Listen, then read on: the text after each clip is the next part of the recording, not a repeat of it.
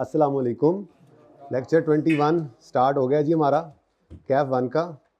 IS 16 हमारा अब जो है, क्योंकि मेन काम उसका ख़त्म हो गया है, तो साथ साथ हम उसको चलाएंगे। कुछ थ्योरेटिकल चीज़ें हैं, उसके MCQs हैं, लेकिन आज हम इंशाल्लाह नया स्टैंडर्ड स्टार्ट करने लगे हैं। IAS 36 इम्पेयरमेंट ऑफ एसिड का नाम से ये स्टैंडर्ड है। तो आप छोड़े किताबों को, फ़िलहाल आप इधर ही ध्यान दें।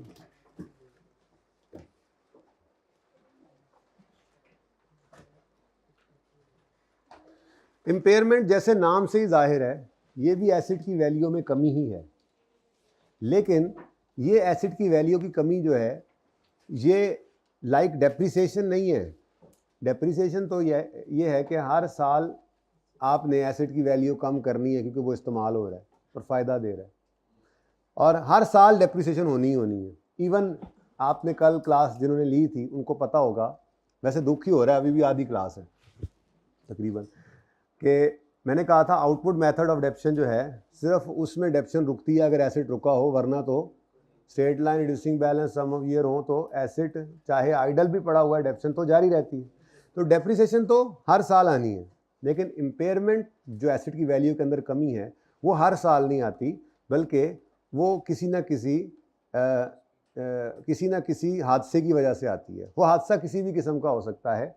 उस हादसे का मतलब सिर्फ एक्सीडेंट ही नहीं होता, उस हादसे का मतलब कई इंडिकेशंस जो हैं, वो कई हादसे हैं जो उसके अंदर आएंगे, वो इंशाल्लाह हम साथ के साथ पढ़ते रहेंगे। तो आज हम स्टार्ट करने जा रहे हैं इम्पेयरमेंट ऑफ एसिड्स। ठीक है, मैं यही सवाल उठा लेता हूँ ताकि आपको एग्जाम्पल में समझ आता रहे। ठीक है, ये सवाल कहाँ पे, इसको छोड़ें फिलहाल सिर्फ इसका डाटा यहाँ से पढ़ लें। ठीक है, नबील है वो हमारी क्लास में? नबील को बच्चा है, शायद पिछली बार था तो हमने सवाल के अंदर उसका नाम लिख दिया था। चले कोई बात नहीं। ठीक है, आपका क्या नाम है? आप कहाँ से हो हमजा? राजनपुर से। तो डाइवो बस हमजा की है और हमजा है राजनपुर से, तो ये बस जो है वो राजनपुर से लाहौर चलती है। ठीक है जी, ज़िला राजनपुर से। अच्छा जी, अब इसकी कॉस्ट है 200 मिलियन, कर लेना अपनी मर्जी है। ठीक है, इसकी कॉस्ट कितनी है? 200। यूज़फुल लाइफ है इसकी 5 साल, और ये कॉस्ट के साथ क्या लिखा हुआ है? 1 जनवरी 20 यानी कि डेट ऑफ परचेज है। इसने 2020 के अंदर ये बस खरीद ली थी। ठीक है, फिर इसने कहा बस भी लाहौर जाती है तो चलो पढ़ने लाहौर भी आ गया। अब साथ साथ जो है वो पढ़ाई कर रहा है और कारोबार भी माशाल्लाह साथ साथ चल रहा है इसका। ठीक है, बस चलती है इसकी, और 31 दिसंबर 21 पे कुछ होना है, लेकिन उस तक पहले 31 दिसंबर 21 से पहुंच जाए। क्या ख्याल है? ठीक है, तो कब खरीदी हमजा ने बस? कितने की खरीदी? 200 की। ये कॉस्ट आ गई इसकी। उसके बाद इसकी लाइफ कितनी बताई गई है जी? 5 साल। अच्छा, तो 5 साल जो लाइफ है ज़रा ज़्यादा होती है, इसलिए हम लकीर बना देते हैं ऐसे, तो फ़कीर बन जाएंगे, है ना, तकरीबन। अच्छा जी, अब ये जनाब 31 दिसंबर 20 आएगा, 1 साल गुजर जाएगा, तो 31 दिसंबर 20, 31 दिसंबर 20 तक ये बस 1 साल चल चुकी, लाइफ 5 साल बताई, तो स्ट्रेट लाइन मेथड के हिसाब से 200/5, रेजुअल वैल्यू तो है कोई नहीं, इसलिए 200 कॉस्ट डिवाइड बाय 5 लाइफ कितना आता है? 40 रुपये की डेप्रिसिएशन चार्ज होगी, और 31 दिसंबर 20 पे इसकी बुक वैल्यू कितनी होगी? अच्छा, उसके बाद 1 और साल गुजरने दो। ठीक है जी, 1 और साल गुजरा, और अब डेट है जनाब 31 दिसंबर 2021। 2 साल हो गए हैं इसकी बस को ज़िला राजनपुर से ज़िला लाहौर, पक्का टाइम है, सुबह 5 बजे राजनपुर से निकलता है और शाम को 5 बजे यहाँ से लाहौर से निकलता है। ठीक है, ये जल्दी करें थोड़ा सा। कितनी देर का सफ़र है राजनपुर का? 7 घंटे का। तो सुबह 5 बजे निकल के 12 बजे पहुँच जाती है, और फिर यहाँ से 4 बजे निकल जाती है। ठीक है ना, रात को ज़रा टाइम से पहुँच जाए ना। अच्छा, अब 1 और साल चल के ये गाड़ी, ये बस 40 रुपये और डेप्रीशिएट हो गई, और इसकी बुक वैल्यू जो यहाँ पर 160 थी, अब कितनी हो चुकी है? 120। कोई और दोस्त राजनपुर से आसपास? कोई और नहीं? अकेले हो? कोई और? आपका क्या नाम है? गुलशेर ने सोचा यार बड़ा इसका काम है ये जो इसकी बस चलती है, अच्छा खासा काम है, पढ़ाई भी कर रहा है साथ साथ, ड्राइवर कंडक्टर स्टाफ रखा हुआ है, बस भी चली जा रही है? तो ये जो हमजा एक्सप्रेस है इसके मुकाबले में गुलशेर एक्सप्रेस भी लॉन्च करनी चाहिए, ठीक है? तो इसके पास डैवो बस है तो मैं यूटोंग ले लेता हूँ।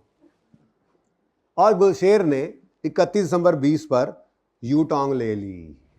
क्या हुआ? टांग नहीं, यूटोंग। अब हमजा को खतरा है या नहीं है? क्या खतरा है? ओ भाई वही रूट है, वही सवारियां हैं और सब कुछ वही होने के बावजूद एक गाड़ी और आ गई, और वो भी नई वाली, लश पश यूटोंग, सवारियां खाम खा गई, कुल्लू जदीदुल लजीज, आज उस गाड़ी में चलते हैं जी।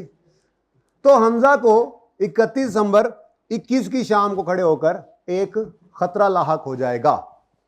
वो खतरा क्या है कि यार लगता ऐसे है जो मैंने सोचा था ना 200 मिलियन की कॉस्ट में अगले 5 साल में 40-40 रुपए करके एक्सपेंस बनाऊंगा, क्योंकि इस गाड़ी से मुझे अगले 5 साल में इनकम्स होंगी। तो ये बेसिकली डेप्रिसिएशन होती क्या है? आपने एक कॉस्ट आज इनकर की और आप कहते हैं कि 5 साल के अंदर ये एसेट मुझे फायदा देगा, रेवेन्यूज देगा, तो फिर इसकी कॉस्ट को 5 साल पे बांट देते हैं। यानी आप इस कॉस्ट को रिकवर कर रहे होते हैं बिजनेस करके। Got it? अब जो नॉर्मल वे में इसकी गाड़ी इसको नजर आ रही थी कि रिकवर हो जाएगी ये कॉस्ट, कैसे रिकवर होती है? बस चलती रहती, किराए आते रहते, इनकम्स होती रहती, इनकम्स के अगेंस्ट ये कॉस्ट भी इनकर होती जाती, ये कॉस्ट रिकवर हो रही है, बेसिकली बिजनेस में यूज हो रही है, ठीक है? लेकिन अब नॉर्मल सर्कमस्टांसिस में ये कॉस्ट रिकवर होती नजर नहीं आ रही, क्योंकि अब एक पक्का टाइम नहीं 2 पक्के टाइम हो गए, ठीक है? डाइवो, हमजा डाइवो और गुलशेर यूटोंग। तो भाई यहां पर एक कंपेटिटर आ गया। अब ये कंपेटिटर का आना एक इंडिकेशन है कि शायद हमजा की ये गाड़ी जो इसकी किताबों में 120 रुपए पे नजर आ रही है, इसकी अब वैल्यू नॉर्मल 120 नहीं रही, शायद अब कुछ कम हो गई है, ठीक है? बात समझ आ रही है?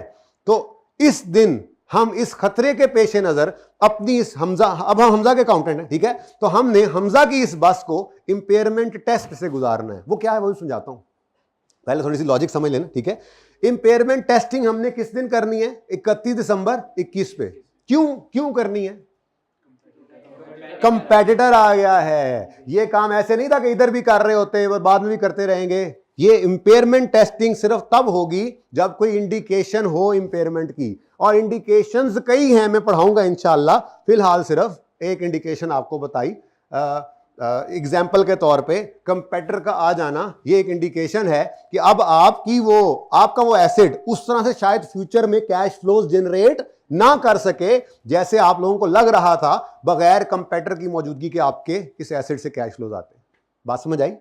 तो अब हम खड़े कहां पे हैं? 31 दिसंबर 2021 पे, ठीक है? अब यहां से अब कहानी आगे बढ़ाते हैं, ठीक है? रिमेनिंग लाइफ जो है वो 5 साल है। 5 साल भी पूरे नहीं हो रहे।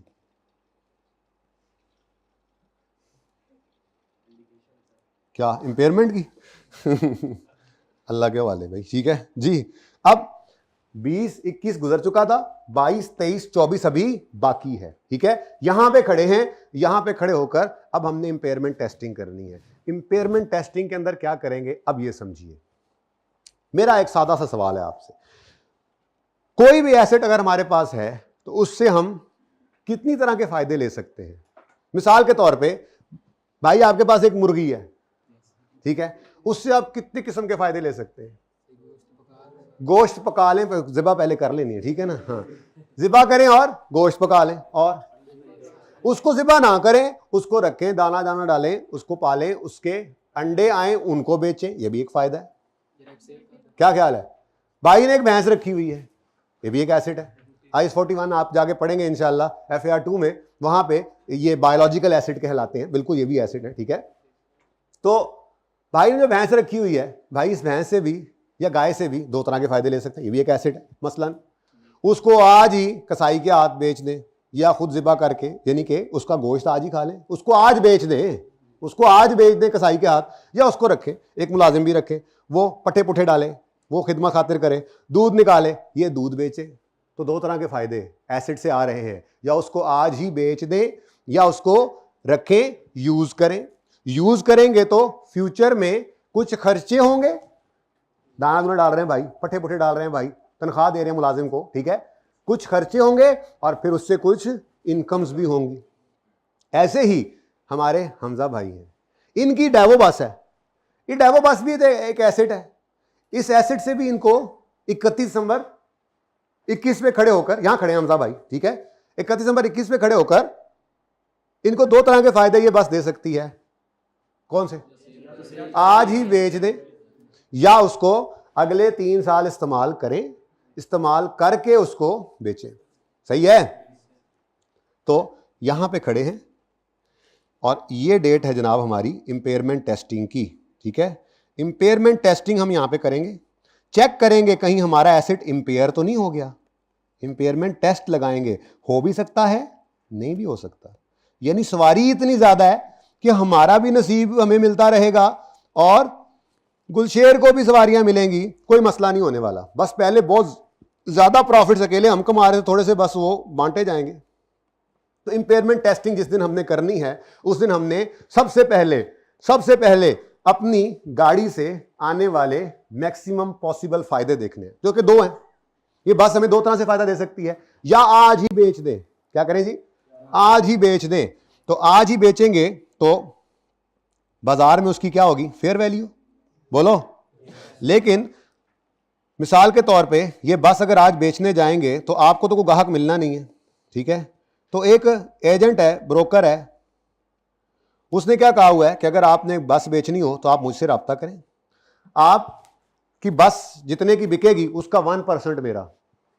Now what is this commission? Broker का कमीशन क्या है? ये कॉस्ट टू सेल है, यानी अगर आप डिस्पोज करेंगे, डिस्पोजल कॉस्ट ऐसे होती थी, कॉस्ट टू सेल है। अगर आप आज इसको बेचें तो आपको ये कॉस्ट सेल इनकर करनी पड़ती है। या मिसाल के तौर पे यहां पे नहीं बिकती लाहौर में गाड़ी, ये गाड़ी पिशावर में जाके बेचनी है, तो जो फ्यूल यहां से लेकर पिशावर तक जाना है उस बस को, क्योंकि वो बस वहां पे बिक सके, तो वो क्या है, कॉस्ट टू सेल। आसान मिसाल, यहां पे आपने एक एसी बेचना है, किसी ने कहा कि अगर आप फैसल टाउन या बरकत मार्केट में बेचेंगे तो ये 50,000 का एसी बिकेगा, आप किसी को ठोकर लेके बेच दें, जाकर बेच दें तो ये 60,000 का बिक जाएगा। आप क्या करेंगे, ठोकर जाके बेचेंगे ना 60,000 का, लेकिन वहां ले जाने के लिए रिक्शे वाले ने 2,000 रुपया भी ले लेना है, तो आपको क्या मिलेगा, 60,000 माइनस 2,000 58,000। बात समझ आई? ठीक है ना, 8,000 वो ये वो क्या हो, अच्छा। तो कॉस्ट टू सेल क्या है, जो जरूरी खर्चा है एसेट को बेचने के लिए। डेफिनेशन स्टैंडर्ड की तफसीलें वो पढ़ेंगे इंशाल्लाह, वो अभी नहीं, अभी तो फिलहाल सिर्फ बेसिक बातें कर रहे हैं, ठीक है। तो अगर हम आज बाजार में अपनी इस बस को बेचें तो ये बस हमारी कितने की बिकेगी, ये मैं यहीं से उठा लेता हूं, ये 95 रुपए की बिकेगी। लेकिन ये देखो नबील नहीं, अब हमजा है, अच्छा मैं बाद में सवाल पढ़ाता भी हूं, ठीक है ना। कॉस्ट टू सेल कितनी है जी, 31 दिसंबर 21 पर ही कितनी, 5।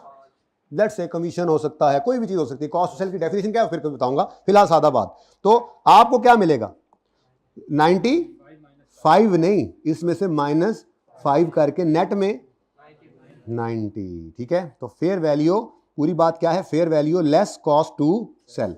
ये जरा मैं शॉर्ट फॉर्म में लिख दूं, फेयर वैल्यू भी शॉर्ट फॉर्म में लिखी है, कॉस्ट टू सेल को CTS लिख रहा हूं, को मसला आपको तकलीफ हो तो पूरा लिख लीजिएगा। तो ये क्या है जी, fair value less cost to sell. आज ही खड़े होकर अगर ये बेचना चाहें, हमजा बेचना चाहें, तो इनको नेट में क्या मिलेगा, 90 रुपीज, ठीक है।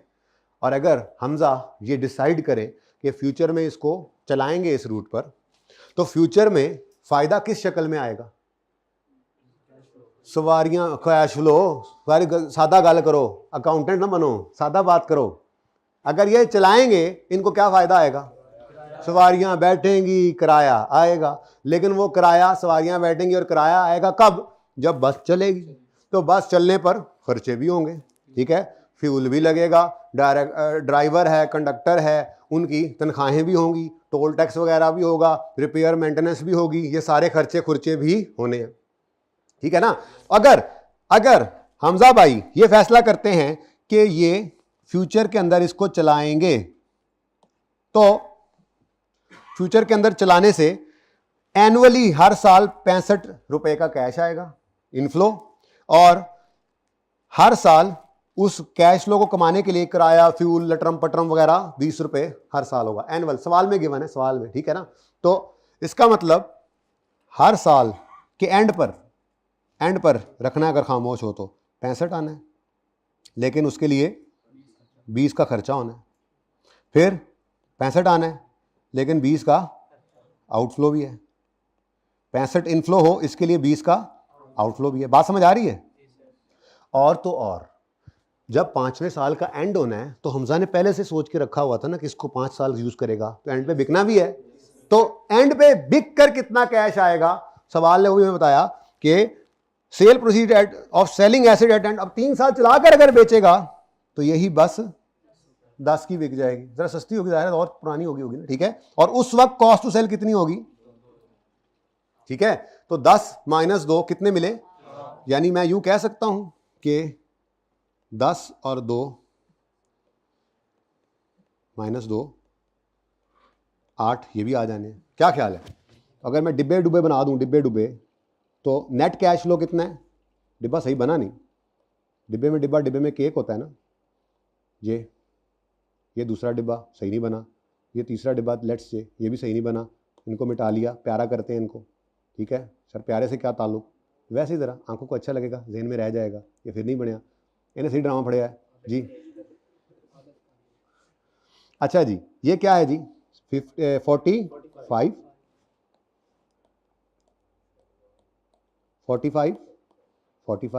ठीक है जी। उसके बाद ये 10 आएगा, लेकिन 2 उस वक्त भी जाएगा, तो इस डिब्बे का टोटल क्या है नेट में। यानी अगर ये इस एसेट को पूरे 3 साल हमजा भाई इस्तेमाल करने का फैसला कर लेते हैं, जो कि डिब्बा नहीं बन रहा है, ठीक है, अगर कर ही लेते हैं, तो ये कैश फ्लोज टोटल में इनके अगली पूरी जिंदगी के अंदर आएंगे। Got it. अब इन सब कैश फ्लोज का जरा मुझे टोटल बता दो। 143, ये 45 जमा 45 90 जमा 45 जमा 8 100। तो मैं यहां पे आके कंपेयर करूंगा, मैं कहूंगा कि जी अगर मैं इस एसेट को यूज करूं, तो यूज करने से जो मुझे वैल्यू मिलेगी, इसको कहते हैं वैल्यू इन यूज। क्या कहते हैं जी, वैल्यू इन यूज। तो ये कितनी बताई आपने, 143। तो इन दोनों को कंपेयर कर लेते हैं आप, ठीक है। इनको कंपेयर करते हैं, जो बेटर होगा वो सिलेक्ट करेंगे। सही है ना, ये सही होगा ना, बिल्कुल सही करेंगे ना। ये नहीं सही कर रहे, ये कैसी बात कर रहे हैं आप लोग। आप लाइक विद लाइक को तो कंपेयर ही नहीं कर रहे। बुक वैल्यू किस दिन की है, बुक वैल्यू किस दिन की है, अब बोल दे नहीं गूंगे हो। बुक वैल्यू किस दिन की है, 31/12/21 की। क्या ये कैश लो सारे 31/12/21 पे पड़े हैं, ये तो अगले 3 साल में आने हैं। तो क्या ये दोनों फिगर्स कंपेरेबल हैं, नहीं कंपेरेबल। आपने इंट्रो के अंदर पढ़ा होगा डिस्काउंटिंग का एक कॉन्सेप्ट, कि जो फ्यूचर में कैश फ्लोज हैं उनको अगर आप आज की प्रेजेंट वैल्यू पे लाना चाहें तो डिस्काउंट कर सकते हैं। सिंपल डिस्काउंटिंग भी पढ़ी थी आपने, एनविटी डिस्काउंटिंग भी पढ़ी थी। मैं रिवाइज कराऊंगा इंशाल्लाह, नहीं पढ़ी थी तो कोई मसला नहीं, जिन्होंने नहीं पढ़ी कोई मसला नहीं, जिन्होंने पढ़ी है वो दोबारा पढ़ लेंगे, ठीक है। लेकिन मकसद कहने का क्या है, ये 45, ये 45, ये 45 और ये 8, ये जो हैं ये इस वक्त 31 दिसंबर 2021 पे नहीं है कि हम इनको 31 दिसंबर 2021 वाली फेयर वैल्यू से कंपेयर कर सके। तो इनको में क्या करना पड़ेगा, बोलो, 31 दिसंबर 21 पर लाना पड़ेगा। ये इधर आएगा, इसको भी बुलाएंगे, इसको भी बुलाएंगे, हम यूं वादे दे रहे होंगे। इसको 45 को कहेंगे 1 साल पीछे, भाईजान इधर आना जरा। इसको कहेंगे हेलो भाईजान इधर आना जरा, ये भाईजान आना जरा, और ये भी चल तू भी आ जा, ठीक है। अब ये क्या है, ये क्या है, सारे कैश फ्लोज उठेंगे अपने अपने घरों से और पहुंचेंगे सारे 31 दिसंबर 21 पर। यानी हम इनकी क्या करेंगे, प्रेजेंट वैल्यू निकालेंगे। ये जो फ्यूचर यहां खड़े हैं, यहां खड़े हैं, ये हमजा भाई ये खड़े हैं, बल्कि हम यहाँ पे एक अकाउंटेंट इनके खड़े हैं, हमजा भाई को तो हमने बताना है कि भाईजान ये होने लगा है, ठीक है। तो ये हम मौजूद हैं यहाँ पे, ठीक है। और हम यहाँ खड़े होकर क्या कह रहे हैं, फ्यूचर के कैश फ्लोज, फ्यूचर यहाँ पे खड़े होकर, ये फ्यूचर कैश फ्लोज है ना। इस वक्त हम 31 दिसंबर 21 में हैं, तो ये कैश फ्लोज कमा नहीं लिए, ये फ्यूचर में कमाने हैं। तो नेट कैश फ्लो फ्यूचर के, इनको खींच के, ऐसे खींच के आज की वैल्यू पर जो लेके आए हैं, इसको कहते हैं present value of future cash flows, net cash flows कह लें, बल्कि present value of future net cash flows. ये है present value of future net cash flows, definition value in use की असल। तो वैल्यू इन यूज की डेफिनेशन क्या निकली जो आप पता लगी, ये किसे कहते हैं जी, ये क्या है जी, present value of future net cash flows, ठीक है जी। ये जनाब असल में डेफिनेशन है जो मैंने आपको बातों बातों में बताई, किसकी भला, वैल्यू इन यूज की, ठीक है। अब ये वैल्यू इन यूज की प्रेजेंट वैल्यू 143 तो नहीं है, आपको पता है प्रेजेंट वैल्यू जो है वो अगर आप डिस्काउंट करते हैं किसी भी चीज को तो प्रेजेंट वैल्यू थोड़ी सी कम आया करती है, ठीक है। तो सवाल के अंदर कोई डिस्काउंट रेट भी होना चाहिए। डिस्काउंट रेट कितना है जी, 15%। अब दो तरीके हैं जी डिस्काउंट करने के इस 45 को, अगर आपको याद हो तो। किस किस को वैसे याद है डिस्काउंटिंग, थोड़ी सी मैंने करवानी है लेकिन मुझे बता तो दो, वैसे ही तसल्ली हो जाती है। डिस्काउंटिंग, प्रेजेंट वैल्यू निकालनी, फ्यूचर वैल्यू से प्रेजेंट वैल्यू निकालनी, क्यूएम में पढ़ के आते हैं, पता नहीं, चले मैंने तो करवाना है। अच्छा, सिंपल डिस्काउंटिंग भी होती है और एनविटी भी होती है, मैं यहां पे करूंगा इंशाल्लाह, आपको याद आ जाएगा इंशाल्लाह, ठीक है ना। अब मैंने कहा 45 जो है ना, 45 ये 3 बार आ रहा है, इसको डिस्काउंट करने के दो तरीके हैं। तरीका नंबर 1, इस 45 को अलग बुलाओ, इस 45 को अलग बुलाओ, इस 45 को अलग बुलाओ, और ये 8 तो वैसे ही बेचारा अलग है, इसको अलग बुला लो, ठीक है। तो चलो ट्राई मारते हैं। मैं क्या करने लगा हूं, अब मैं निकालना चाह रहा हूं present value of future net cash flows, लेकिन किस दिन प्रेजेंट वैल्यू निकालना चाह रहा हूं, एज ऑन 31 दिसंबर 2021, ठीक है। ये काम करना है अब मैंने। अब मैं क्या कह रहा हूं जी, हम प्रेजेंट वैल्यू कैसे निकाल लेते हैं, हम ऑप्शन 1 जो मैंने अभी कहा आपको, हम हर एक को अलग अलग बुला लेते हैं, ठीक है। पहला तरीका क्या है, 45 जरा आना, तो हमने उसके लिए एक पढ़ा हुआ था फॉर्मूला, 1 प्लस आर, रेट को कहते हैं, मैं आई लिखता होता हूं जरा माजरत के साथ, एक ही बात है, ठीक है। 1 plus rate raise to power minus N, और इस फॉर्मूला में एन का मतलब होता है नंबर ऑफ ईयर्स, क्या होता है, नंबर ऑफ ईयर्स, ठीक है। पीरियड्स कहना चाहिए, नंबर ऑफ पीरियड्स, ठीक है। तो अब 1 प्लस ये मैं यहां पे लिख देता हूं, सिंपल डिस्काउंटिंग के लिए, बल्कि यूं करते हैं जरा ऐसे थोड़ा सा शशका। डिस्काउंटिंग में दो तरीके आपने पढ़े थे जो आप भूल गए हैं, एक तरीका था उनमें से सिंपल डिस्काउंटिंग, दूसरा मैं अभी नाम नहीं बता रहा, थोड़ी देर में बताता हूं, नहीं बताना। सिंपल डिस्काउंटिंग में फॉर्मूला क्या होता था, आप चाहते हैं प्रेजेंट वैल्यू, तो आप क्या करें, फ्यूचर वैल्यू को 1 plus I raise to power minus N करें, ठीक है। अब फ्यूचर वैल्यू कितनी है जी, 45, 1 प्लस आई का मतलब क्या है, 1 प्लस 15%, बोलो। इस 15% को 1 प्लस 0.15 भी लिख सकते हैं, और इनको इकट्ठा करके 1.15 भी लिख सकते हैं। अब मुझे इसकी इजाजत है मैं डायरेक्ट लिख लूं, ये बात समझ आई है। 1 प्लस 15% यानी 1 प्लस 0.15 डेसिमल में ले आओ, यानी 1 प्लस 0.15 मतलब 1.15, इजाजत है लिख लूं डायरेक्ट, नहीं तो तोड़ के कहते हो तो लिख देता हूं, चलेगा। तो यहां पर 1 plus I raise to power minus N वो ऊपर लिख दिया, यहां पर डायरेक्ट करो 1.15 raise to power 1.15 raise to power minus, कितने साल पीछे बुलाना है इस 45 को, इधर नहीं ले जाना, हम इधर खड़े हैं, ये कैश लो अगले साल के एंड पे पड़ा है, एक साल पीछे ले आओ, -1 प्लस 45, कुछ याद आ रहा है भाई को, याद माजी अजाब नहीं है इस मामले में, हाफजा या अल्लाह वापस कर दे हमारा जी। ये दूसरा 45 है, इसको कितने साल पीछे बुलाना है, ओ 45 इधर आ, 2 साल बुलाओ, 2 साल बुलाओ, 2 साल 1.15 रेज टू पावर -2। और तीसरा 45, इसको खत लिख के बुलाओ, बहुत दूर है, ठीक है भाई। मोबाइल वाले भाई इसको, अच्छा कैलकुलेटर वाले भाई इसको कितने साल पीछे बुलाना है? 1 2 3 साल, ठीक है। डिस्काउंटिंग रिवाइज कर लें, अब जान नहीं छूटनी, यहाँ FIR 1 में भी और FIR 2 में तो इससे भी शिद्दत से ज्यादा आ रही है, ठीक है। हाँ बता रहा हूं मैं, ध्यान से पढ़ा हुआ मत भूला करो। PRC को मजाक थोड़ा ही है, कहते हैं ये सर मजाक। इसको 3 साल पीछे बुलाएं, ठीक है। और एक बच गया बेचारा आर्ट्स, तो उस आर्ट्स को कितने साल वापस बुलाना है? 3 साल, ठीक है जी। अब बताओ इनका आंसर, पहले का आंसर बताओ, अलग अलग बताओ, कोई मसला नहीं। 39 राउंड कर लो, कोई नहीं, खैर। Next next next 5 total 108। अच्छा इसको यूं भी कर सकते हैं, कुछ बच्चे यूं करते हैं कि अब एक ही ब्रैकेट के अंदर वो लिखते जाते हैं, प्लस प्लस दरम्यान में डालते हैं, तो एंड पे 108 कैलकुलेटर पे डायरेक्ट निकाल लेते हैं, वो भी बिल्कुल ठीक है।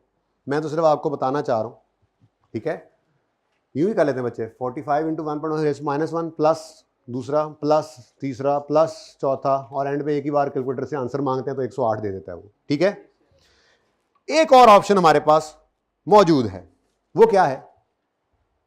अगर QM वाले उस्तादों ने पढ़ाया होगा आपको, वरना मैं इसलिए बता रहा हूं जिनको नहीं पता या जो भूल गए हैं। अगर आपके एक से ज्यादा कैश फ्लोज हैं, सेम इंटरवल से हैं और सेम अमाउंट वाले हैं, ये 3 शर्तें। पहली चीज, सेम इंटरवल है, सेम अमाउंट है और एक से ज्यादा है, बल्कि पहली बात ये होनी चाहिए, एक से ज्यादा है, कैश फ्लोज एक से ज्यादा है, सेम अमाउंट के हैं, सेम इंटरवल से हैं, तो आप एन्युटी का फॉर्मूला भी लगा सकते हैं। अब ये 45 वाले कैश फ्लोज पे ये तीनों शर्तें पूरी हो रही हैं, इस पे लग सकता है एन्युटी। ये तो बेचारा वैसे ही केला पड़ा है, इस पे एन्युटी नहीं लगना, क्योंकि ये एक ही है, तो कोई एक से ज्यादा अमाउंट्स नहीं है, एक से ज्यादा इंटरवल भी नहीं है, तो वो एन्युटी की तरफ नहीं जाएगा। बात समझ आई? तो एन्युटी का फॉर्मूला हमने सीखा था, वो क्या था जी? एन्युटी का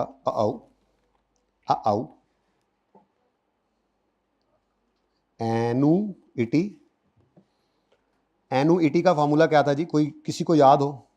याद माजी अजाब वालों, किसी को याद हो? हमने प्रेजेंट वैल्यू निकालनी है, तो हम क्या करें, आर लिख लेते थे, यानी कि कैश फ्लो, यानी कि रेंटल, कुछ भी कह लें, ठीक है। एक जो कैश फ्लो है उसको मल्टीप्लाई कर देते, फॉर्मूला होता था 1 - 1 + i raise to power -n। और यहां पर n का मतलब नंबर ऑफ पीरियड्स नहीं होता था, यहां पर n का मतलब होता था नंबर ऑफ आवर्स, जाग के नंबर ऑफ, ऐसे मैंने कहा नंबर ऑफ आवर्स, मैंने यूं बोला भाई, यूं नींद के अंदर ही कमाल है वैसे, हैं जी। तो ये एन्युटी का फॉर्मूला था 1 - 1 + i raise to power -n, और यहां -n का, यहां -n नंबर ऑफ पीरियड्स था, और यहां -n क्या है? Number of hours. तो आवर्स मतलब नंबर ऑफ कैश फ्लोज, कितनी दफा आ रहा है हमारा 45, कितनी दफा आ रहा है? 3 दफा, ठीक है ना, ये ध्यान में रखना, ओके। यार ये भी मुझे करवाना पड़ेगा, सोचा नहीं था। तुसी PRC करके नहीं आए? रिजल्ट आया नहीं अभी? कब का आ गया? अच्छा जी बेटा, आई, ठीक है जी।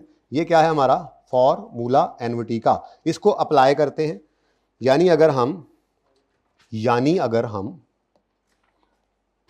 इसी के नीचे ही कर लेते हैं ना ऐसे, जरा वो क्या कहते हैं ना, शशका बना लिया ना आप, थोड़ा सा थोड़ा इधर आ जाए भाई। ओके, नाउ इसको हम एन्युटी से भी करके देख लेते हैं, कोई फर्क आता है या नहीं, क्या वाकई ऑप्शन है। और का मतलब तो ये होता है कि दोनों तरह से आंसर वुड बी सेम, ठीक है। तो चेक करते हैं, प्रेजेंट वैल्यू ऑफ फ्यूचर, गुस्सा क्यों कर रहे हो भाई marker, present value of future net cash flows चाहिए किस दिन हमें? एज ऑन 31 दिसंबर। तो पर्चे के अंदर जो आसान लगे कर लेना, मेरी बला से मैंने 2 तरीके बता देने हैं आपको, ठीक है। ले जी, अब ये दूसरा तरीका है, ये तरीका नंबर 1 था। आपने इस सवाल के अंदर अप्लाई किया, ठीक है। दूसरा क्या है, एनविटी यूज करें, लेकिन एनविटी जाहिर है सिर्फ 45 वालों पे यूज होगा। अब 45 वाले 3 हैं, इधर देखो 45 इंटू 1 माइनस 1.15 लिख सकता हूं। अब 45 कितनी बार आ रहा है, माइनस, इसको ब्रैकेट में कर दूं, ये ना हो फिर आप लोग 1.15 रेज टू पावर -3, पहले आपने इसको सॉल्व करना है, ठीक है। डिवाइडेड बाय 0.15, ठीक है जी, 0.15। लो जी आंसर बताओ इसका, 10 बराबर नहीं आ रहा। ओ 45 तो हो गए, 8 तो रहता है अभी। अब ये 8 बेचारा सादा ही है, सादा सा आदमी है, तो 8 इंटू 1.15 रेज टू पावर। अब यहां पर -n का मतलब नंबर ऑफ 8 नहीं, 8 तो अकेला ही है। अब यहां पे नंबर ऑफ पीरियड्स हैं, तो 3 पीरियड, 3 साल पीछे। अगर रेट एनुअल है तो एनुअल पीछे, साल पीछे आ रहे हैं। सेमी एनुअल वाले वैसे आता नहीं है, FAR 2 में ही आएगा जाके, फिलहाल यही सीखने, ठीक है। तो नंबर ऑफ पीरियड्स कितने हैं, 3, तो -3 आ गया। आंसर बताएं, 5। लो जी आंसर बताओ, वही आंसर आ गया ये तो कौन सा पसंद करेंगे? ये तो डंकी वर्क है ना, ये भी इतना नहीं, ये तो बस समझाने के लिए, एक आपकी तस्वीर का, आपकी जो है वो लाइब्रेरी का हिस्सा बन जाए, इसलिए ऐसे किया है। अभी सवाल करता हूँ उधर, ऐसे करके वो एक लाइन के अंदर ये दोनों काम एक लाइन में वर्किंग शो करेंगे और डायरेक्ट आंसर 108 शो करेंगे, ठीक है। ये तो सिर्फ आपको मैंने सिखाया है कि 108 निकालना है अगर आपने, और यकम 31 दिसंबर 21 पर लाना है इन 3 कैश फ्लोज को जो आपको यहाँ नजर आ रहे हैं। इन 3 कैश फ्लोज को 31 दिसंबर 21 पे लाना है, तो आप चाहें तो सिंपल डिस्काउंटिंग यूज करें, चाहे तो एनविटी। लेकिन एनविटी जो है वो सिर्फ इस 45 वाले मल्टीपल कैश फ्लोज पे आ सकती है अगर वो सेम अमाउंट और सेम इंटरवल के साथ है, ठीक है। अगर लिखना चाहें अपने याददाश्त के लिए तो लिख सकते हैं एनविटी के लिए आप ये बात, अगर कैश फ्लोज एक से ज्यादा हो, सेम इंटरवल्स से हो, सेम अमाउंट से हो, तो एनविटी का फॉर्मूला लग सकता है। और छुट्टी करो घर पे बैठ, लेक्चर भी नहीं आएगा ना आज। मतलब 10 छुट्टियां दे देना, 2 इधर से 2 उधर से। इसलिए फैसला ये किया गया है कि बड़ी ईद के ऊपर अगर 3 छुट्टियां गवर्नमेंट देगी तो 3 ही होंगी, 4 होंगी तो आपका भला किया था, लेकिन भले के लोग ही नहीं है। Ghost of legs and legs, talks उसके साथ नहीं मानते। पढ़ाया जाएगा बड़ी ईद पे इंशाल्लाह। 8 जिलहज को भी पढ़ाया जाएगा और 10, 11, 12 ईद, 13 जिलहज को भी पढ़ाया जाएगा। 9, 10, 11, 12 बस ये 4 छुट्टियां अभी से लिख लो, दिल पे लिख लो, बता रहा हूं। अवेलेबल भी नहीं करूंगा लेक्चर, अभी बता रहा हूं, अभी से टिकटें करा लो जी बच्चों। जी हमने क्या किया है भाई, हमजा का मसला ही भूल गए, हम तो डिस्काउंटिंग में घुस गए। असल बात क्या थी, यहां पे हमजा डाइवो को, क्या नाम है, गुलशेर यूटोंग ने आकर थ्रेट किया था, तो हमजा ने फौरन कहा था हमसे, अपने अकाउंटेंट्स से, कि ज़रा चेक करो मेरी गाड़ी की रिकवरेबल अमाउंट कितनी है। क्या बोला मैंने? रिकवरेबल अमाउंट का मतलब क्या होता है? एसेट से मैक्सिमम क्या फायदा आ सकता है, एसेट से मैक्सिमम क्या फायदा आ सकता है। तो मैक्सिमम क्या फायदा आ सकता है, 90 या 108? तो इन दोनों में से जो हायर होगा उसको कहा जाया करेगा रिकवरेबल अमाउंट। क्या चीज जी? अभी हमने क्या निकाला है जी? Recoverable amount. रिकवरेबल अमाउंट होती है हायर ऑफ, ये मैंने डेफिनेशन अब रिकवरेबल अमाउंट की समझा दी आपको। थोड़ी देर पहले क्या डेफिनेशन सिखाई थी आपको? वैल्यू इन यूज की। क्या होती है जी? Present value of future net cash flows. दूसरी चीज आपको क्या सिखाई? IAS 36 के अंदर ये चीज है रिकवरेबल अमाउंट। किस दिन निकालनी है? जिस दिन कोई इंडिकेशन आए, थ्रेट आए, डर हो कि कहीं एसेट इंपेयर तो नहीं हो गया, तो इंपेयरमेंट टेस्टिंग करते हैं। और इंपेयरमेंट टेस्टिंग में सबसे पहला काम क्या करते हैं? रिकवरेबल। असल में बात उल्टी शुरू की है हमने ऐसे, ठीक है ना, वो मैं एंड में कंक्लूड कर देता हूं, सीधी कर लेते हैं, ठीक है ना। तो रिकवरेबल अमाउंट निकालनी है। जो रिकवरेबल अमाउंट होती है वो क्या होती है? किसी भी वक्त, मैंने कहा था एसेट 2 तरह के फायदे दे सकता है। अब कोई भी अक्लमंद आदमी जो होगा वो इन 2 में से कौन सा फायदा चूज करेगा? हायर वाला, ठीक है। तो इसी को कहते हैं रिकवरेबल अमाउंट। रिकवरेबल अमाउंट की डेफिनेशन क्या है? Higher of fair value less cost to sell और वैल्यू इन यूज। तो मैं यहां पे लिख रहा हूं क्या जी हमने निकाला अभी, रिकवरेबल अमाउंट। रिकवरेबल अमाउंट क्या होती है जी, इज हायर ऑफ, साथ साथ नोट करने वालों को पता लग रहा होगा पता नहीं क्या हम क्या कर बैठे हैं जी, नोट तो एंड भी होना है क्योंकि हम उलट चले हैं जी। Recoverable amount is higher of number 1 fair value less cost to sell और नंबर 2 वैल्यू इन यूज। अब मुझे बताओ इन दोनों में से हायर क्या है, तो ये हमारी क्या कहलाएगी, रिकवरेबल अमाउंट। ये बात समझ आई। तो रिकवरेबल अमाउंट हम निकालेंगे किस दिन, किस दिन, और बोलो गूंगो बोलो, जिस दिन इंपेयरमेंट टेस्टिंग करनी है। चलो आसान कर लेते हैं, इंपेयरमेंट टेस्टिंग किस दिन करनी है, जिस दिन कोई इंडिकेशन आए कहीं एसेट इंपेयर तो नहीं हो गया। अब ये इंडिकेशन पढ़ेंगे, ठीक है, इंडिकेशन आ गई ना अभी तो हमारी एग्जांपल में, ठीक है, आ गया गुलशेर यूटोंग लेकर, कंडक्टर ने आगे बताया है, लाहौर पहुंचा है ना, आते साथ ही उसने कहा अपना हमजा भाई बड़ी परेशानी की बात है, 7 वाला प्लॉट ही उन्होंने लेकर अड्डा बना लिया है, ठीक है। तो हमने कहा कोई मसला नहीं, खैर है, अकाउंटेंट ज़रा चेक करना रिकवरेबल अमाउंट। हमने कहा मसला ही कोई नहीं, fair value less cost to sell और वैल्यू इन यूज, ये ज़रा मुश्किल से निकलती है, ठीक है, ये दोनों निकाली। हमने कहा जी मैक्सिमम रिकवरी आपकी इस एसेट से फ्यूचर के अंदर मैक्सिमम फायदा इससे 108 रुपए का आ सकता है। अब मुझे बताएं आपकी किताबों में ये एसेट 31, ये रिकवरेबल अमाउंट मैंने किस दिन निकाली है, एज ऑन 31 दिसंबर 21, क्योंकि ये fair value less cost sell भी किस दिन की है, 31 दिसंबर 21 की, ये वैल्यू इन यूज भी किस दिन की है। हालांकि कैश फ्लोज बिखरे हुए थे अगले 3 साल में, खींच इनको भी कहां ले आए, 31 दिसंबर 21 पे। तो इस दिन खड़े होकर मैक्सिमम रिकवरी इस एसेट से कितनी हो रही है, 108, और हमारी किताबों में ये कितने पे नजर आ रहा है। अरे ओवरस्टेट किया हुआ एसेट हमजा, हमने ओवरस्टेट किया हुआ एसेट। क्या मतलब 120 रुपए ने फ्यूचर में, पुराने वक्तों की बात है जब तक यूटोंग वाला नहीं आया था, तो हमें यह लगता था कि 120 की कॉस्ट जो बची है ये फ्यूचर में लेट से 300 रुपए के कैश फ्लोज आएंगे और 120 उसके अगेंस्ट रिकवर हो जाएगा और हम फ्यूचर में इससे, इस कॉस्ट के अगेंस्ट फ्यूचर में गेन कमाएंगे। तो फ्यूचर के गेन्स को प्रूडेंस कहता था रिकॉर्ड मत करो। समझ आ रही है कहानी कहां लेके जा रहा हूं मैं, ठीक है, बात समझे। नॉर्मल हालात में जब तक गुलशेर यूटोंग नहीं आई थी तो हमजा को ये एक्सपेक्टेशन थी कि ये 120 की कॉस्ट जो अभी भी बची हुई है राइट ऑफ होने से एज डेप्रिसिएशन अगले 3 साल में करनी है, तो अगले 3 साल में मुझे हर साल 100 रुपए के कैश फ्लोज आएंगे नेट में। प्रेजेंट वैल्यू 300 कर लो, प्रेजेंट वैल्यू 300 कर लो, ठीक है ना, मुझे 300 के कैश फ्लोज आएंगे और उनके अगेंस्ट मेरी 120 की कॉस्ट चार्ज हो जाएगी एज एन एक्सपेंस और स्टिल मुझे 180 रुपए का गेन आएगा। तो यहां पे खड़े होकर हम गेन फ्यूचर का रिकॉर्ड नहीं करते थे, लेकिन आज क्या हुआ, अपने ही गिराते हैं नशेमन पे बिजलियां। आ गया शाहजेब, सॉरी गुलशेर, ठीक है, गुलशेर आया और यूटोंग लेकर आया। अब क्या खतरा पड़ गया, वो जो सोचा था शायद अब ना हो पाए। चेक करते हैं, हो सकता है ऐसा ना भी हो लेकिन हो सकता है ऐसा हो भी जाए। यही चीज है इंपेयरमेंट टेस्टिंग, ठीक है। इंपेयरमेंट टेस्टिंग में हमने क्या किया, हमने चेक किया मैक्सिमम रिकवरी अब इससे कितनी हो सकती है।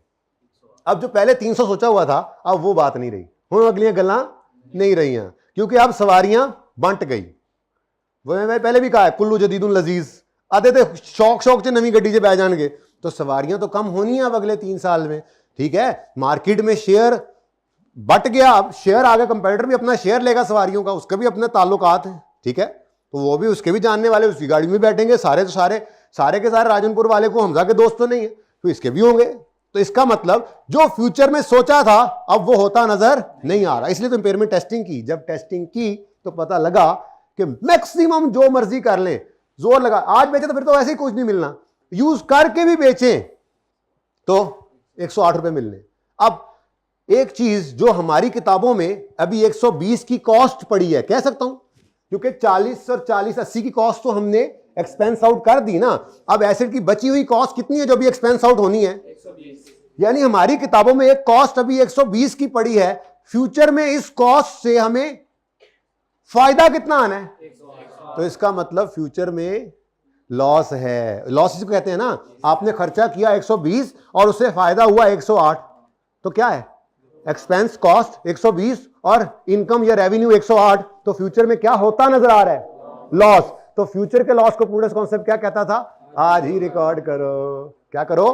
तो इसका मतलब मैंने इस रिकवरेबल अमाउंट को कंपेयर किससे करना है, बुक वैल्यू से। बोलो, नजर आ रहा, बोला भी है बुक वैल्यू से। तो अभी कहानी पूरी हुई है जाके। इंपेयरमेंट टेस्टिंग में हम दो चीजें लेते हैं। पहली चीज, असूली तौर पे पहली चीज बुक वैल्यू होती है, लेकिन मैं जरा उलट लेके चला, मैंने आपको अर्ज किया, ठीक है। अब हम वापस ले आते हैं नॉर्मल तरीका जो होगा, पर्चे में भी ऐसे ही करेंगे कि हम सबसे पहले क्या किया करेंगे, जो चीज हमारे पास है या गिवन होगी या हम निकालेंगे, वो क्या है जी, बुक वैल्यू, ठीक है।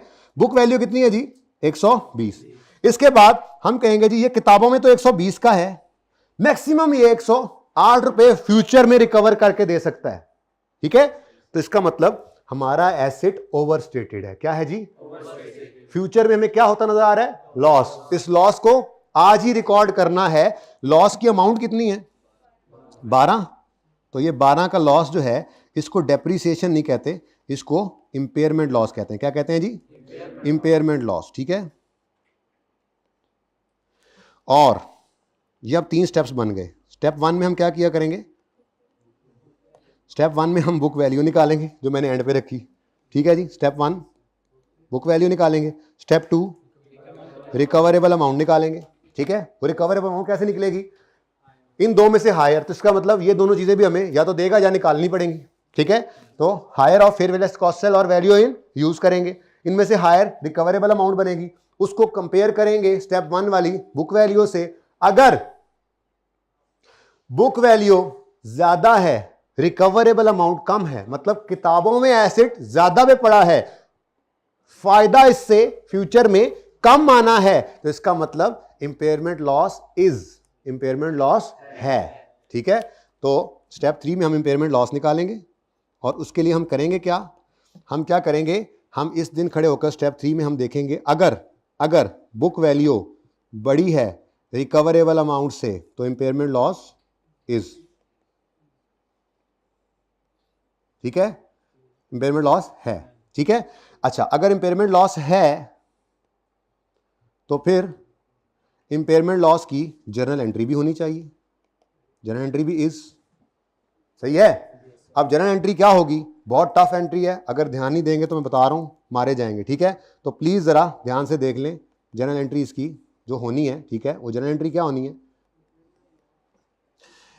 इंपेयरमेंट एक लॉस है ना, लॉस है ना, बोलो एक्सपेंस। तो इंपेयरमेंट लॉस एक्सपेंस डेबिट और अक्यूमुलेटेड इंपेयरमेंट लॉस क्रेडिट। चलो जी, बहुत टफ थी सर, ये कहाँ टफ थी, ये तो बिल्कुल डेप्रीसिएशन जैसी लग रही है।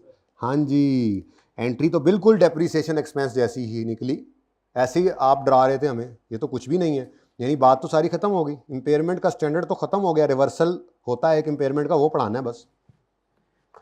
डेप्शन की एंट्री क्या होती थी, डेप्शन expense debit, accumulated डेप्शन credit. Impairment की एंट्री क्या है, इंपेयरमेंट लॉस एक्सपेंस, कहना तो क्या लोग, इंपेयरमेंट लॉस एक्सपेंस डेबिट और accumulated impairment loss credit. Simple, simple, ठीक है, सही है, कोई मसला। एक बात दोबारा सुनो, मामला कहां से शुरू हुआ था, मामला यहां शुरू हुआ था, शाहजेब ने 1 जनवरी 20 को बस खरीदी थी, सॉरी हमजा ने, पता नहीं शक्ल देख के मुझे शाहजेब लग रहा है, वो हमजा ने बस खरीदी, 2 साल चलाया, 120 पर किताबों में नजर आ रही थी कि गुलशेर यूटोंग लेके आ गया। Now the competitor has come, now there is an indication, हो सकता है हमारा एसेट इंपेयर हो गया हो, तो इंपेयरमेंट टेस्ट लगाएंगे। किस दिन, जिस दिन कंपेटिटर आया, यानी 31 दिसंबर 2021 पे। अब इंपेयरमेंट टेस्टिंग में, चलो यार एक काम ना कर ले, इसको जरा थोड़ा सा थल्ले ले आते हैं, पिक्टूरे जरा थोड़ी सी बड़ी हो जाएगी, ये एंट्री बाद में देख लेंगे जी। तो एक इंपेयरमेंट लॉस हमने किस दिन इंपेयरमेंट लॉस हमने, इंपेयरमेंट टेस्टिंग हमने करनी है 31 दिसंबर 2021 पर। इसका मतलब हर चीज हमें किस दिन चाहिए, तो एज ऑन 31 दिसंबर 21 हमने खड़े होकर इंपेयरमेंट टेस्ट से एसेट को गुजारना है। तो इसका मतलब 31 दिसंबर 21 पर हर चीज हमें चाहिए। बुक वैल्यू 31 दिसंबर 21 की आ रही है, मैं बार बार नहीं लिख रहा, ऊपर लिख दिया, बुक वैल्यू किस दिन की है? 31 दिसंबर 21 की। फेयर वैल्यू लेस कॉस्ट, अभी सवाल में पढ़ाता हूं, उसने लिखा हुआ है 31 दिसंबर 21 की है। और वैल्यू इन यूज क्या है? फ्यूचर कैश फ्लोस थे, लेकिन उनको भी खींच के 31 दिसंबर 21 पे ले आए। इन दो को कंपेयर किया, जो हायर है वो रिकवरेबल अमाउंट है। रिकवरेबल अमाउंट को बुक वैल्यू से कंपेयर किया। अगर बुक वैल्यू ज्यादा है, रिकवरेबल अमाउंट औकात कम है, औकात से ज्यादा पे पड़ा है, तो औकात पे लाना पड़ेगा, इंपेयरमेंट लॉस बुक करना पड़ेगा। ठीक है, इंपेयरमेंट लॉस की entry, impairment loss debit, accumulated impairment loss कह दें या एसिड कह दें, बात तो एक ही है। जैसे डेप्रिसिएशन क्रेडिट कर दें अक्यूमुलेटेड ऑप्शन के अंदर या एसिड में, बात तो एक ही है, एसिड की वैल्यू के अंदर ही कमी है। ओके, यहां तक को मसला है तो बताओ। अच्छा, ऐसा भी हो सकता था, मिसाल के तौर पे मैं मिसाल दे रहा हूं, मिसाल के तौर पे बुक वैल्यू कितनी है? 120 और रिकवरेबल अमाउंट लेट से आ जाती है 125, तो फिर 5 रुपए का गेन आ जाता। नहीं भाई, यस सर, फ्यूचर का गेन बुक करते हैं। ये तो मैंने आपको बताया कि पहले जो 300 आना था वो क्या था? रिकवरेबल अमाउंट ही तो थी। तो या तो इंपेयरमेंट लॉस होता है या इंपेयरमेंट लॉस नहीं होता। इंपेयरमेंट लॉस या तो इज या नॉट इज। तो अगर ये सिचुएशन बन जाए, क्या सिचुएशन बन जाए कि आपकी, एक काम करते हैं, थोड़ा सा इसको स्मार्टली लिखते हैं, इंपेयरमेंट लॉस आ जाता है तो इंपेयरमेंट लॉस इज, और उसकी जर्नल एंट्री जो है वो इधर ले आए। जर्नल एंट्री क्या होगी? ये, ठीक है जी। और अगर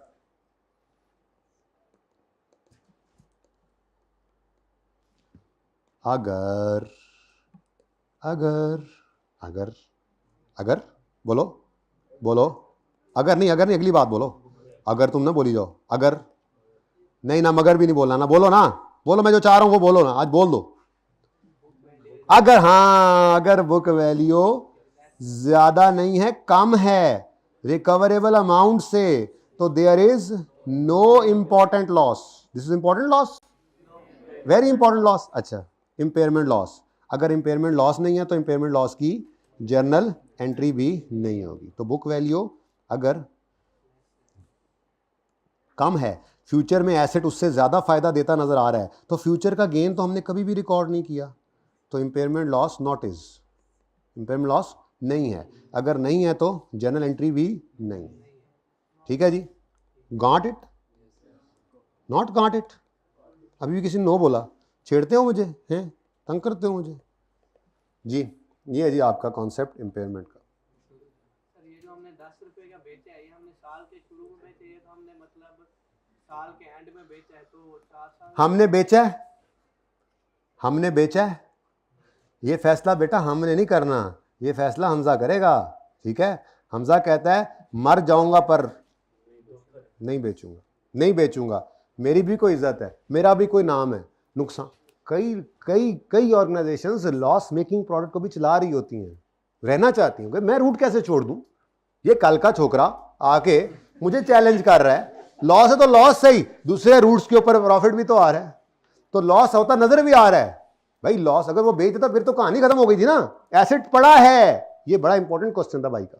ठीक है, ये नहीं कि अगर मिसाल, अभी तो आप कह रहे हो ना कि जी वैल्यू इन यूज 108 है, मैं मिसाल बदल देता हूं, मैं कहता हूं fair value less cost sell 110 है और वैल्यू इन यूज जो है वो 100 है, तो हायर क्या हो गया? Fair value less cost to sell, लेकिन वो स्टिल क्या है? रिकवरेबल अमाउंट, वो स्टिल क्या है? बुक वैल्यू से कम। अब अगर fair value less cost to sell ज्यादा आ रही है तो क्या मतलब हमजा बेच देगा? ये तो हमजा डिसाइड करेगा, और हमजा ने डिसाइड किया कि वो नहीं बेचेगा। इंपेयरमेंट टेस्टिंग करते ही तब है जब हम एसेट को नहीं बेच रहे, यूज करी जा रहे हैं, कर रहे हैं वो यूज, वो कह रहा है मैं नहीं छोड़ूंगा ये रूट, मैं क्यों छोड़ दूं, मैं 3 साल से यहां पे हूं, 2 साल से हूं, तीसरा साल है मेरा, ऐसे मैं कैसे छोड़ दूं, डर के भाग जाऊं? कोई बात नहीं, यहां नुकसान सही और जगह नफा सही। बहुत सारी ऑर्गेनाइजेशंस लॉस मेकिंग चीजें भी चला रही होती हैं और प्रोडक्ट्स चला रही होती हैं, उसकी वजह यही होती है कि वो अपनी मार्केट को छोड़ना नहीं चाहते। ठीक है, सही है, अच्छा क्वेश्चन था भाई का। मैं तो ऐसे शुगल में ऐसे करता हूं ना, आगे से ऐसे करके डरा के, अच्छा सवाल, बहुत इंपॉर्टेंट सवाल था, अगर ये ना करते तो मैं खुद करता आपसे ये सवाल।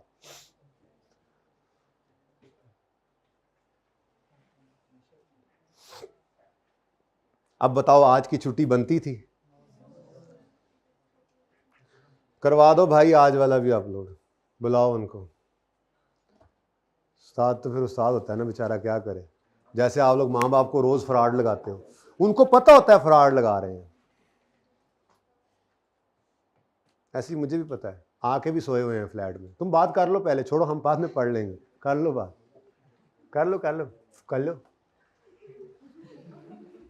भाई। मेरे आज वाले लेक्चर भी अपलोड करा दो सारे, लिंक भिजवाओ ग्रुप्स में।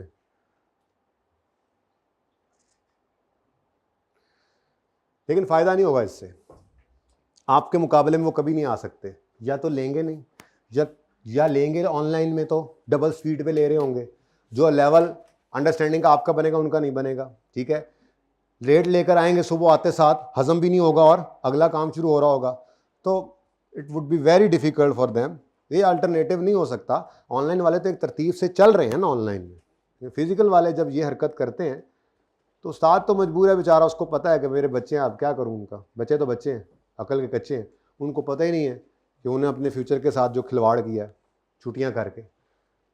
बहरहाल this is not a replacement, ठीक है, फिजिकल क्लास की, क्योंकि वो रूटीन में होते हैं फिजिकल के, वो ऑनलाइन के अंदर उस तरह से क्लास नहीं ले सकते।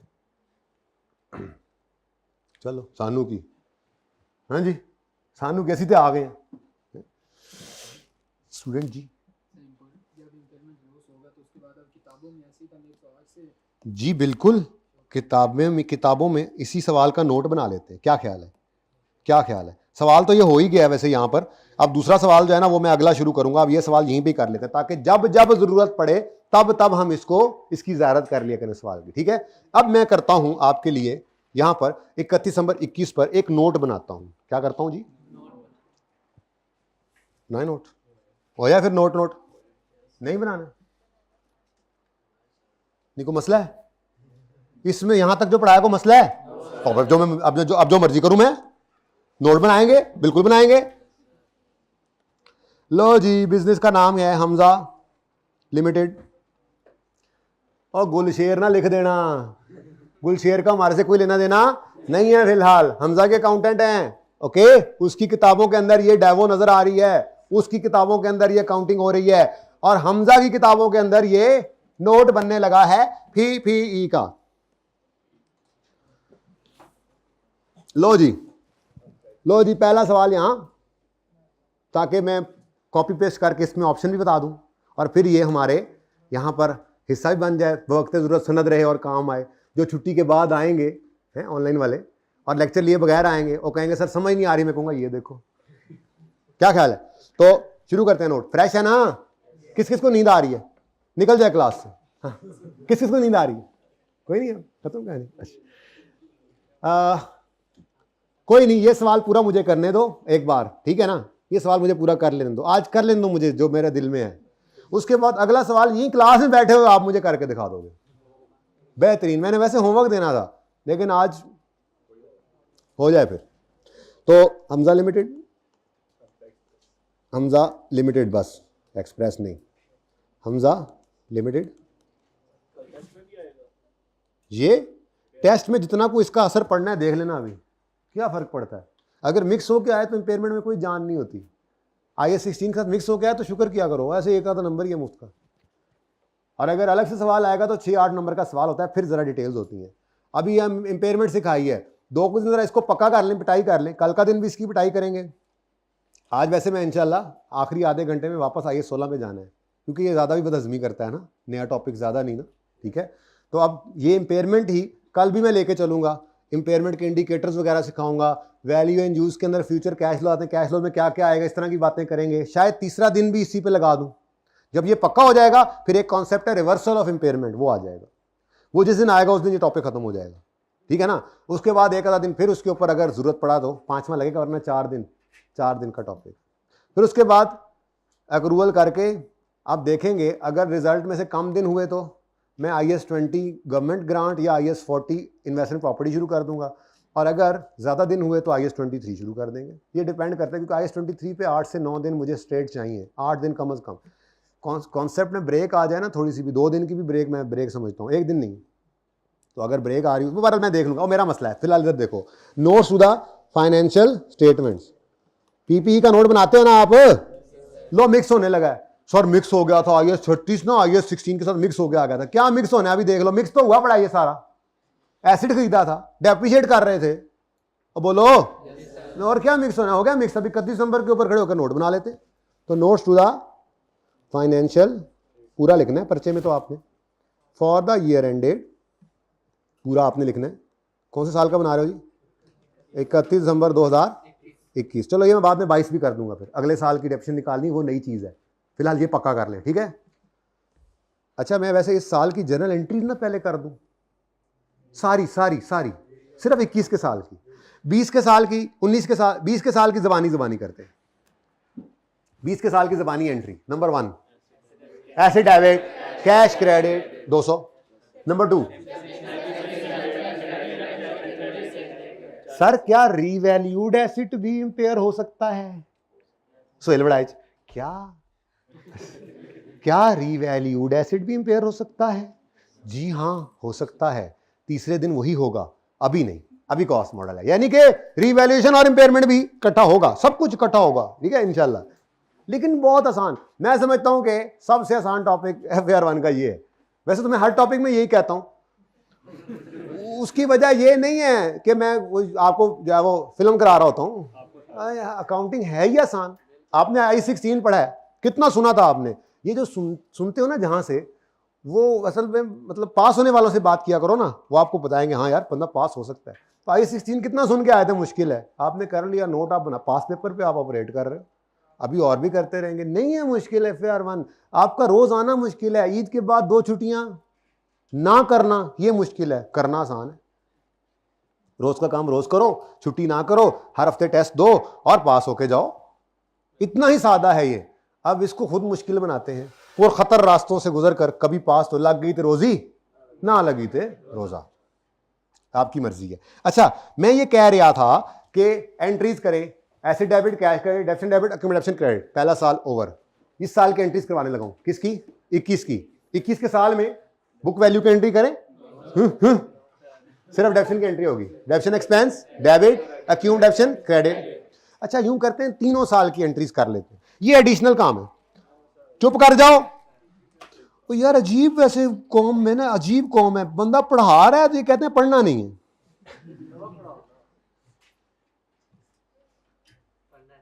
नवा पढ़ाऊं? ये क्या पुराना है?